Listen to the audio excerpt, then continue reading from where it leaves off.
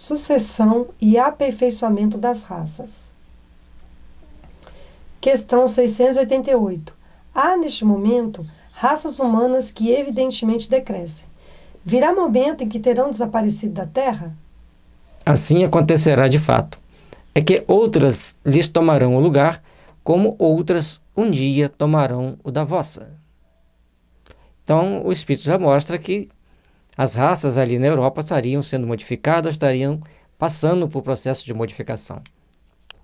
E aqui no Brasil nós não temos esse problema, porque todos nós somos mestiços, a maioria de nós, a grande maioria, uma miscigenação de várias raças, de várias etnias, então somos simplesmente brasileiros. Questão 689. Os homens atuais formam a criação nova ou são descendentes aperfeiçoados dos seres primitivos? São os mesmos espíritos que voltaram para se aperfeiçoar em novos corpos, mas que ainda estão longe da perfeição. Então são espíritos, está mostrando para a gente que são espíritos que vão e voltam para o aperfeiçoamento espiritual. E passam por novos corpos, com as características próprias, com as necessidades próprias, e dentro desse processo todos vão procurando se melhorar, se aperfeiçoar.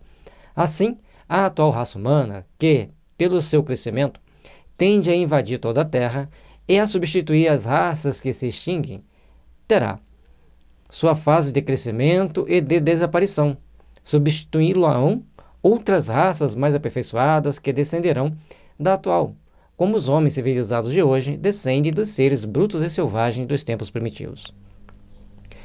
E aqui ele vai mostrando que vai tendo a sucessão das raças, naturalmente vai passando por um processo de aperfeiçoamento da espécie, e os homens mexem daqui, mexem dali, eles mesmos criam os problemas e a justiça divina vai ajustando para que os problemas se resolvam para o bem da humanidade, para o bem da raça humana. E assim todos nós vamos crescendo, aperfeiçoando, melhorando, para um dia sermos realmente melhores. E o mais importante, que é o aperfeiçoamento espiritual, são espíritos melhores que vêm após cada etapa reencarnatória. Aí você vai falar assim, mas hoje no mundo tem tanta gente má, mas são bem melhores dos que eram antes. E também brotou, entre aspas, 7 bilhões de espíritos, ou 6,5 bilhões de espíritos. Em 1800, na época que foi escrita a doutrina espírita, tínhamos 1,5 bilhão de habitantes. Hoje são quase 8 bilhões. Então vamos arredondar para 8, 6 bilhões e meio apareceram de onde? Vieram de outros planetas, já estavam aqui na Terra juntos com os outros, mas ainda não tinham reencarnado, estão tendo a oportunidade agora, e isso faz com que mexa com muitos conflitos internos que eles têm. Muitos anos sem reencarnar, muitas vidas passando, perturbando os outros no mundo espiritual, e os encarnados, ou até mesmo dormindo no mundo espiritual. E aí quando a gente olha assim, fala, nossa, que coisa horrível que está a Terra. Aí a espiritualidade superior olha e fala assim, graças a Deus, como estão melhorando? Porque nós estamos olhando de baixo e a espiritualidade superior olhando de cima. Tem uma historinha de um bordado, por isso que eu falei olhando de baixo. A criança ficava vendo a avó bordar e olhava assim e falava, mas que desenho feio que ela faz. O que ela está fazendo ali tanto tempo para fazer essa coisa tão feia? Ele olhava por baixo. E quando o desenho estava pronto, ela botou em cima da mesa e falou, olha como ficou bonito. Você estava olhando por baixo. A humanidade sempre olha as coisas por baixo. Agora Deus, assim como nós estamos olhando esse desenho por cima, Ele sempre olha por cima. Ele sempre olha a humanidade por cima. Por isso as coisas que Deus faz são sempre muito bonitas. A menos que a gente não consiga entender, que a gente não consiga ver por cima. Então todos os fatos trazem crescimento espiritual. E entendendo por esse lado, nós vamos tomar atitudes e ações para nos fazermos melhores e conseguirmos caminhar com mais segurança, com mais equilíbrio e com mais respeito pelas leis da natureza, que também são leis divinas, pelas próprias leis divinas propriamente ditas e pelas leis humanas. Tudo se aperfeiçoa e progride para o bem-estar comum. Questão 690. Do ponto de vista físico, são de criação especial os corpos da raça atual ou procedem dos corpos primitivos mediante reprodução? A origem das raças se perde na noite dos tempos. E os espíritos não dão data. E também não discutem data. Isso é importante. Mas, como pertencem todas à grande família humana, qualquer que tenha sido o tronco de cada uma, elas puderam aliar-se entre si e produzir tipos novos. Então, a raça humana é uma só em qualquer parte do planeta. Não importa a cor, não importa a etnia. É importante que etnia são pessoas da mesma região, com traços físicos diferentes, e eles falam assim, não, eu sou da etnia X, o outro eu sou da etnia Y. E às vezes eles não se gostam, não se misturam e criam uma série de problemas para si mesmo.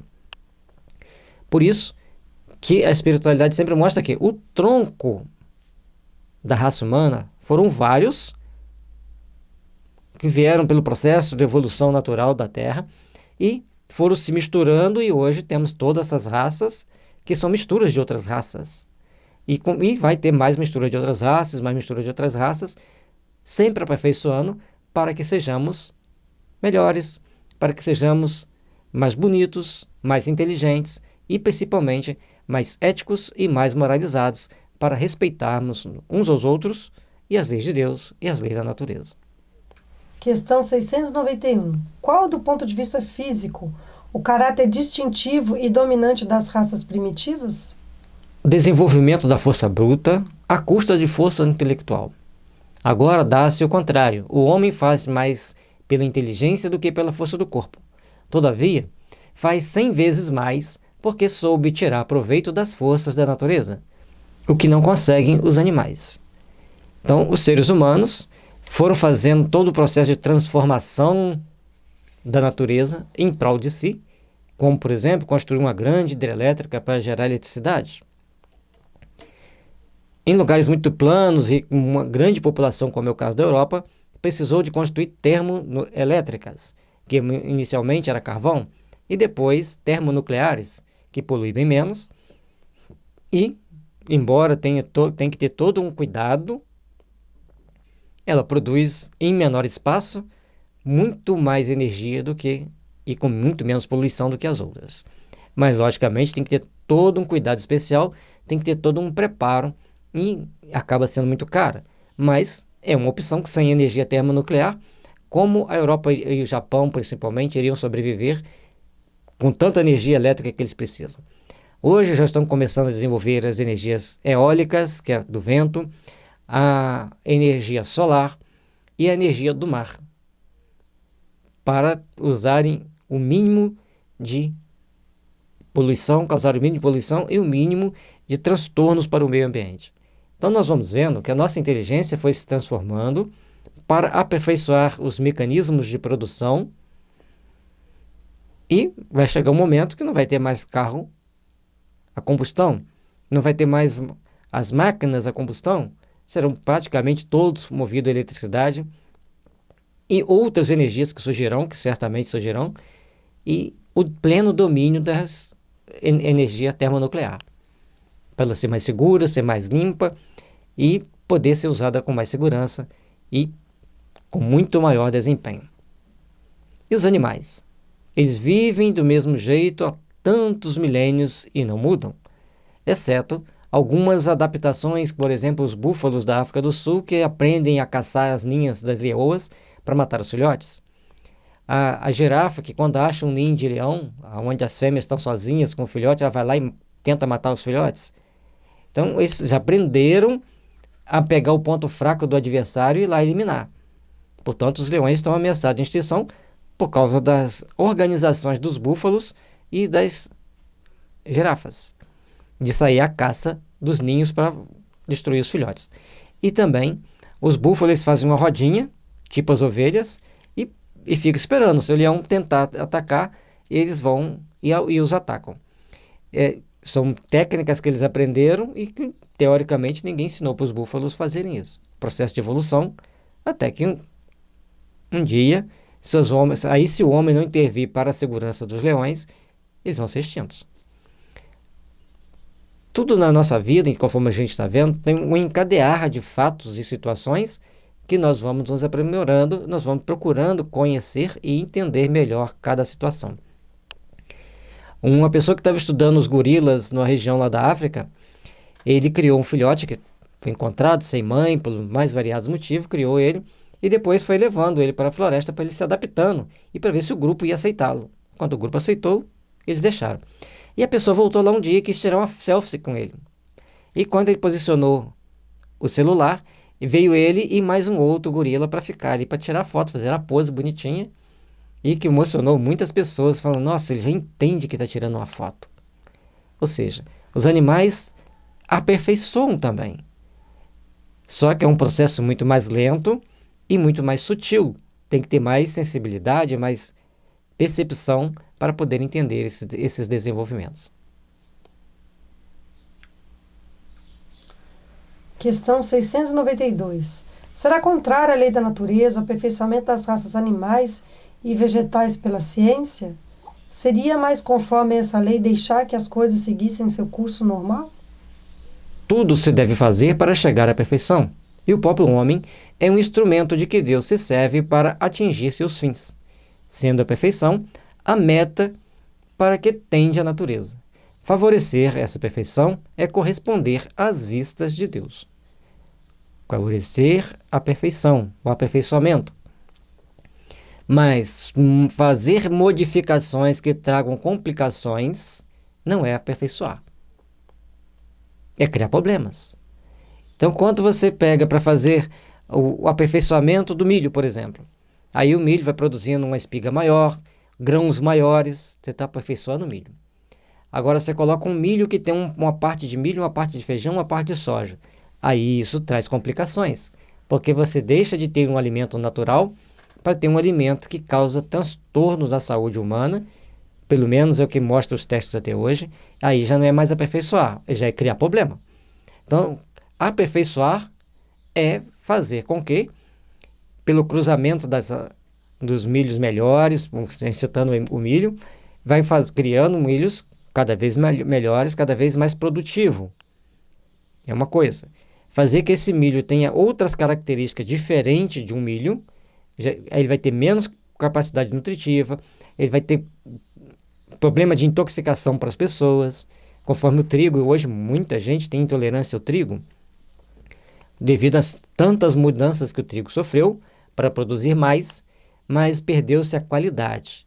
Então isso não foi um aperfeiçoamento, foi uma interferência do homem na genética do trigo de uma forma negativa, porque trouxe problema. Agora, tem um certo país que fez um aperfeiçoamento genético do trigo para produzir em condições mais frias e poder produzir 2 vezes durante o período que eles têm para produzir. Então, isso é você fazer com que o trigo aperfeiçoe, ganhe mais resistência, ganhe mais qualidade, sem fazer interferências para que ele tenha substâncias negativas à saúde humana. Entenderam? Então, você tem que fazer com que aquilo produza mais, com mais qualidade, com mais teor nutritivo e sem colocar em risco a segurança de quem vai se alimentar dele. Aí você está ajudando o aperfeiçoamento. Quando você interfere que começa a causar doença, aí está certo, está errado. Ah, mas eles não sabiam que causavam doença. Mas vem uma seguinte pergunta. Oração, reflexão e ação. O cientista tem que ter esses 3 princípios. Ele tem que saber fazer oração, tem que refletir sobre aquilo que ele quer fazer, e aí ele vai fazer. Porque senão vai para caminhos perigosos para a humanidade. E a gente tem a informação de que muitos espíritos que estão aqui na Terra vieram para impulsionar o progresso da Terra, mas eles cometeram erros que não poderiam cometer em outro planeta. Chegam aqui com as mesmas tendências e, ao invés de procurarem se espiritualizar, começam a querer lutar contra os padrões estabelecidos para o bem e acabam se complicando e ter que ir para outro planeta inferior a esse também. Então, cria-se ciclos viciosos até que o espírito tome consciência da sua responsabilidade e passe a agir estritamente para o bem. É uma responsabilidade muito grande interferir no metabolismo genético, na forma genética da vida, para trazer prejuízo para as pessoas, para os seres. Letra A. Mas geralmente os esforços que o homem emprega para conseguir a melhoria das raças nascem de um sentimento pessoal e não objetivam senão o acréscimo de seus gozos. Isto não lhe diminui o mérito? Que importa seja nulo o seu merecimento, desde que o progresso se realize. Coube de tornar meritório pela intenção o seu trabalho. Demais, mediante esse trabalho, ele exercita e desenvolve a inteligência, e sob esse aspecto é que maior proveito tira. Mas, se ele está tentando e não está procurando fazer a sua devida reflexão, logicamente, quando escreveu aqui, não tinha as loucuras que tem hoje. Eles faziam as coisas visando maior lucro, lógico, mas também visando mais produção de alimento, melhor qualidade daquele alimento que estava sendo produzido.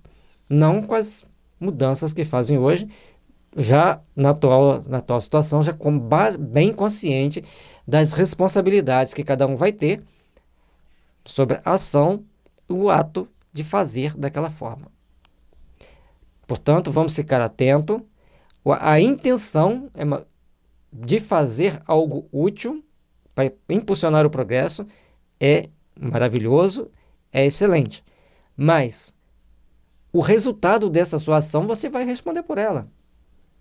Aqueles cientistas que desenvolveram as armas químicas na Primeira Guerra Mundial ou começaram a desenvolver na Segunda Guerra Mundial, muitos deles morreram nos campos de concentração onde usou-se essas armas químicas. Outros reencarnaram no Vietnã e outros países que iriam usar armas químicas, reencarnaram lá, desencarnaram sob o efeito daquilo mesmo, as armas que eles criaram, para poderem tomar consciência daquele mal que eles fizeram. Impulsionaram o progresso, mas fizeram mal. Então, nós precisamos todos começarmos a tomar consciência que nossas ações vão gerar experiências, às vezes, bem desagradáveis, se nós não formos vigilantes o suficiente para agirmos sobre impulsionar o progresso, mas manter a qualidade de vida, manter a posição ética e moral perante as leis divinas. Senão, a gente cai e a gente se complica.